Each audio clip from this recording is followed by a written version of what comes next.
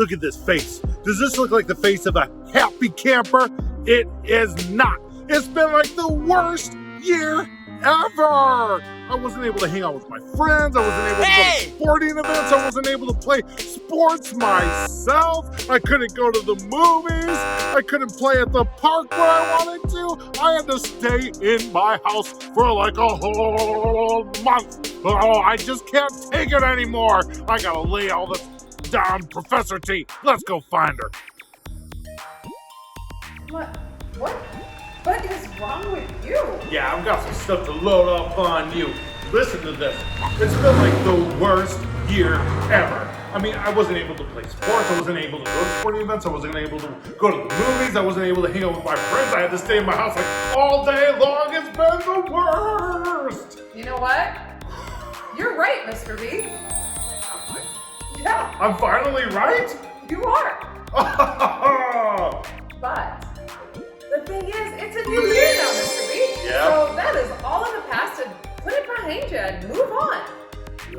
Easier said than done, Professor T. Well, I think if I give you something to do, sometimes it'll take your mind off something. That's true. Pour this in, Okay. and you're just gonna stir both of those for me. All right. See, this kind of reminds me of the Israelites in the Bible. Do you remember when the Israelites were held captives as slaves for the Egyptians?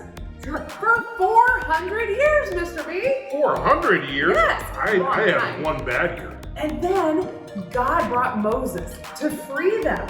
And when they were freed, they wandered in the desert with Moses. And as they were wandering with him, a few bad things happened. Like they got hungry and they were tired. And pretty soon they started to whine and complain.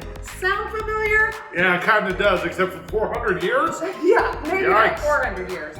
So it just reminds me of this, Mr. B. These bottles in front of you, each one has some liquid in them, right? Yeah. These are our attitudes. Okay. Let's see what happens when we drop in a difficulty or something bad that happens in our life. Let's see Okay. what our attitudes do. I'm gonna let you have that one and I will take this one. Hold on to your funnel, Mr. B. Okay. And let's see what happens. Ooh, it's alive! Is it gonna make it murder? Look at this! What in the world? Ooh, is that a strawberry smoothie? Should I drink it? No, don't drink it, Mr. B. Oh.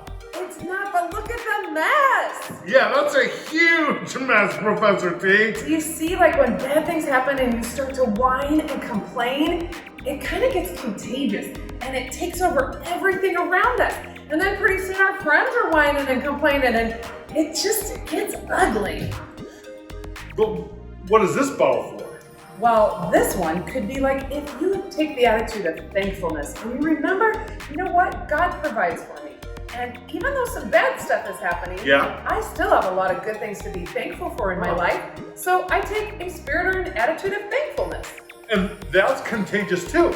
Absolutely, that's what's awesome. So they both spread. Yes. And if I'm negative or I'm positive, it's they still could get all over and make a mess. And I think I'm getting it now. So which one will you be? Oh boy, well I better turn my throne upside down, Professor T. You got it. All right, I'll see you later. Bye. In Numbers chapter 11, it talks about how the Israelites grumbled and complained. Lord, Lord, why are we going through these hardships? It's so hard for us. Well, you know what? Grumbling and complaining is actually like an insult to God. Because when we grumble and we complain, it's like we're saying, Lord, you haven't provided me with everything I need. And we know that's just not true. Jesus has given us eternal life through his death and resurrection. We have all that we need, and God provides for us our daily bread, everything we need. Wow, I should stop complaining and more so think about how God has blessed me. Have you also noticed that when you complain, other people like to join in? Like you'll be like, it's been a terrible year, and they'll be like, yeah, it has, and I think this is bad, and this is bad. But if you say something kind, it changes that focus, it changes that energy, and it can actually point people to Jesus. Let's do that.